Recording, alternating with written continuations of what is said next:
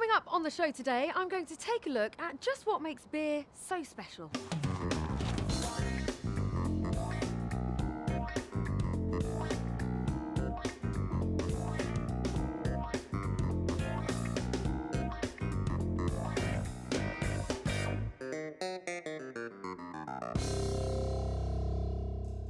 For centuries now, us Brits have been enjoying a traditional pint of beer.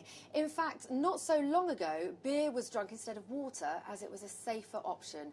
Whatever your level of knowledge or interest in the world of beer, you've come to the right place because today I'm joined by two experts. Kevin, Annabelle, hello, welcome. And we're going to delve into the world of cask beer. So what is cask beer?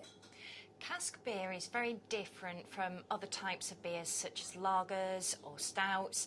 The product when it's brought into the cellar is it still needs some work doing on it, which is what the conditioning process is. The main thing to remember is cask beer is a living product, it's unpasteurised, and the cellarman or the publican has to create some naturally occurring CO2 within that beer. OK, so how is cask beer made?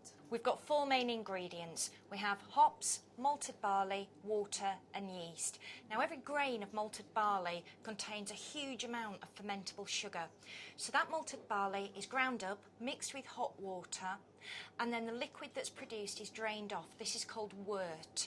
That wort at the moment does not contain any alcohol, but as soon as we start adding yeast and then we add hops to add aroma and bitterness, so some more flavour to that beer, that's when we produce a cask ale. Then it's racked off into a container and sent into the pub where the cellarman finishes the process. Where we then enjoy it, perhaps with some lovely food. Now, Kevin, I understand you've done some really interesting work in exploring the world of food matching with your beer, and you've unearthed some quite interesting things.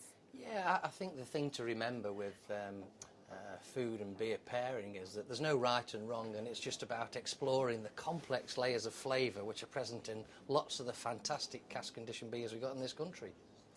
So, if I'm in the beer garden this summer and I've chosen a very pale, hoppy beer, what sort of food would I enjoy with that?